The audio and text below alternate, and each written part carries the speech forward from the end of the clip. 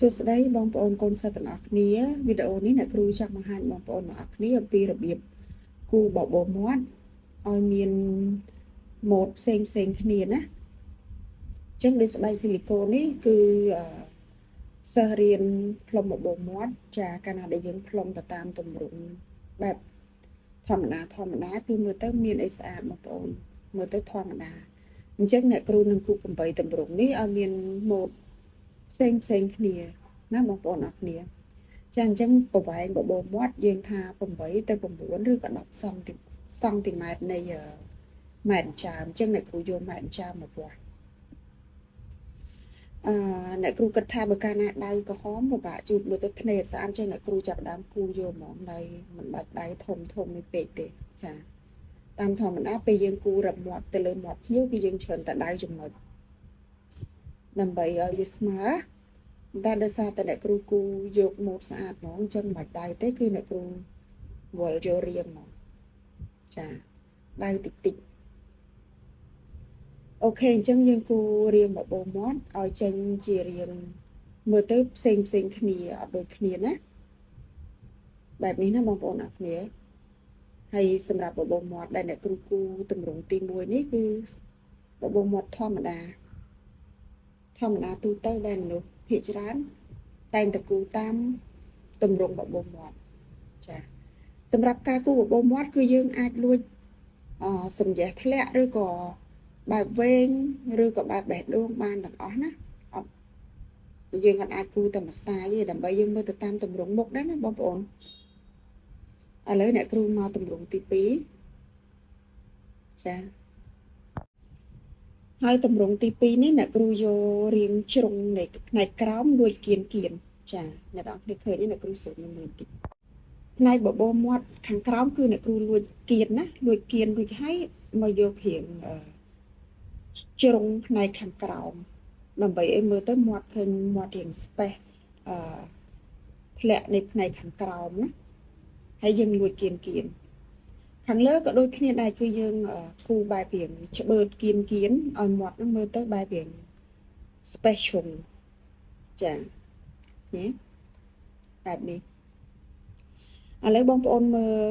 ការគូមាត់របស់អ្នកគ្រូទម្រង់បបោមាត់ដូចតែគ្នានៅពេលដែលយើងគូរៀងខុសគ្នាវាធ្វើឲ្យមាត់ហ្នឹងខុសគ្នាដែរចាចឹងយើងដោយសារតែអ្នកគ្រូបានវាស់ទេគឺយើងគូយកតែម្ដងវាអាចនឹងរៀងល្អិតតិចតួចណាបងប្អូនព្រោះយើងយកទម្រង់បែបស្អាតតែបើយើងផ្លុំទៅលើមាត់ model គឺយើងត្រូវគូចំណុចដៅដែលយើងឲ្យវាបានវាស់ទៅស្មើគ្នាណាចាអញ្ចឹងមាត់នេះគឺអ្នកគ្រូលួចកែមមាត់ផ្នែកខាងលើគៀនចាទាំងក្រោមទាំងគៀនអញ្ចឹងទម្រង់ទី3នេះគឺអ្នកគ្រូដៅចំណុចខាងក្រោមចំណុចកែមគៀនមាត់អីហ្នឹងហើយនឹងចំណុច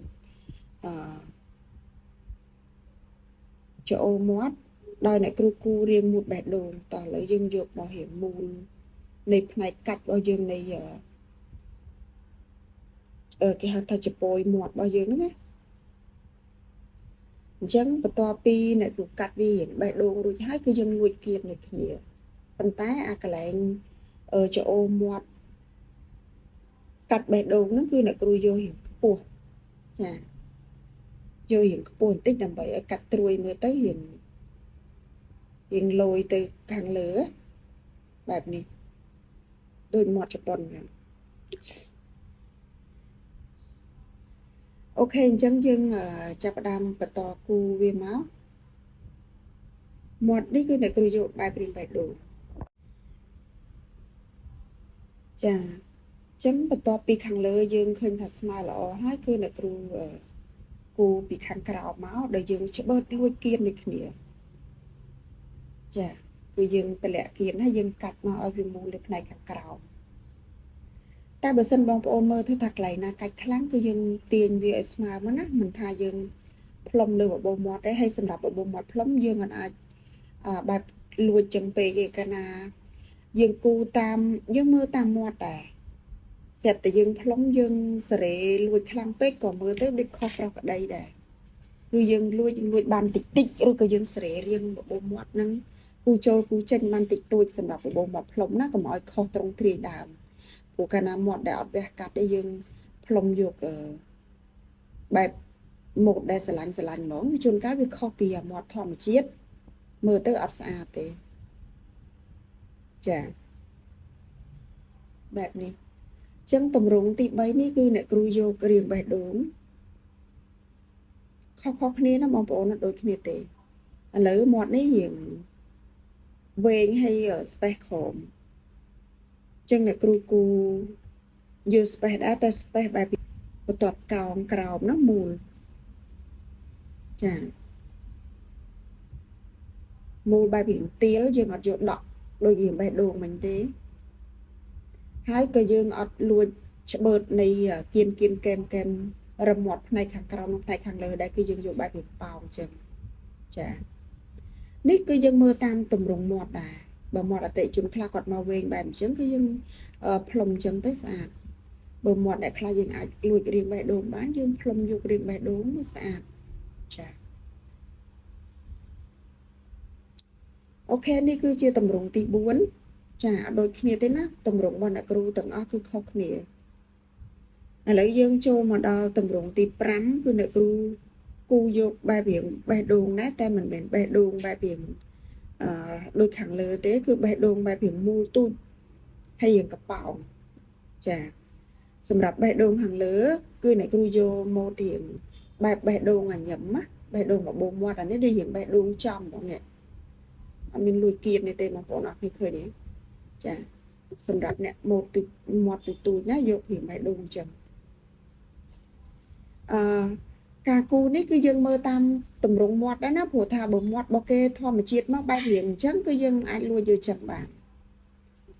កុំយកមាត់ដែលមើលទៅម៉ូតផ្សេងហើយយើងយកបដាក់អាហ្នឹងគឺភ្លាវឲ្យខុសគ្នាយើងគូតាមទម្រង់មាត់ដែរអូខេបែបនេះអូខេចឹងអ្នកគ្រូមកយើងមើលតាមទម្រង់មាត់នេះបែបរៀងកប៉ោងស្មើលើស្មើក្រោមប៉ុន្តែយ៉ាងណាក៏យើងត្រូវតែធ្វើឲ្យបបោមាត់ខាងលើរៀងស្ដាងជាងខាងក្រោមណាមិនស្អាតកុំឲ្យស្មើពេកអញ្ចឹងអ្នកគ្រូមានមួយគៀនអីទេគឺយកទម្រង់ពេញតែម្ដងចាបែបនេះណាអញ្ចឹងសម្រាប់បេះដូងដូចខាងស្ដាំដៃអ្នកគ្រូហ្នឹងគឺយើងយកបេះដូងរៀងកប៉ោង space ក្រោមអានេះគឺយើងយកលើក្រោមដូចរៀងបេះដូងដែរតែយើងយករៀងទៀលចាអញ្ចឹងយើងចូលដល់មួយទម្រង់ទៀតគឺសម្រាប់អ្នកមាត់វែងអញ្ចឹងដោយសារតែទម្រង់បបោមាត់នេះគឺវែងអញ្ចឹងយើងគូយកវែងព្រោះមាត់មានខ្លីមានវែងទោះបីជាវែងក៏យើងយកវែងឲ្យមើលទៅរៀងសមដែរចាអត់កប៉ោងណានេះគឺកាត់បែបទឹកកលូអញ្ចឹងខាងក្រោមគឺអ្នកគ្រូយកច្បឺតគៀនហើយយកទៀលច្បឺតគៀនបន្តិចហើយយករៀងចាច្បឺតគៀនបន្តិចមកហើយយើងយករៀងទៀលទៅវិញបែបនេះហើយបើយើងមើលទៅឃើញថាវារៀងកាច់គៀនកន្លែងណាយើងបន្ថែមមួយរឹមរបស់យើងមកណាដើម្បីកុំឲ្យវាមើលទៅកាត់ពេកចាចឹងបងប្អូនកលេចមកមើលទម្រង់បបោមាត់របស់យើងទាំងអស់គឺខុសគ្នាទាំងអស់ដូចគ្នាទេហើយបើសិនជាបងប្អូនអត់ស្គាល់ពីទម្រង់បបោមាត់ទេគឺយើងនឹងផ្លុំមួយ style ដូចខាងលើពីរដែលអ្នកគ្រូធ្វើបង្ហាញអញ្ចឹងគឺនឹងផ្លុំតាមតែអ្វីយើងនឹកឃើញអត់មានទម្រង់ប្លែកផ្សេងពីគ្នាយើងអត់ទាន់ស្គាល់ពីបបោមាត់ឲ្យបានច្រើនទម្រង់កាលណាយើងស្គាល់ពីបបោមាត់ច្រើនទម្រង់យើងនឹងចេះមើលបបោមាត់ណាសមជាមួយនឹងទម្រង់បែបម៉េចហើយយើងផ្លុំទៅតាមរាងបបោមាត់របស់គាត់ជួនកាលបបោមាត់ខ្ជូតចេញមករៀងបេះដូងហើយស្រាប់យើងផ្លុំទៅផ្លុំធម្មតាបានអីស្អាតអាហ្នឹងវាអត់ប្លែកហើយបបោមាត់គេខ្លះធម្មតាយើងអាចផ្លុំមកទៅជា style ប្លែកស្អាតបានដោយកន្លែងនេះគឺអត់មានចោនៃបបោមាត់ផ្នែក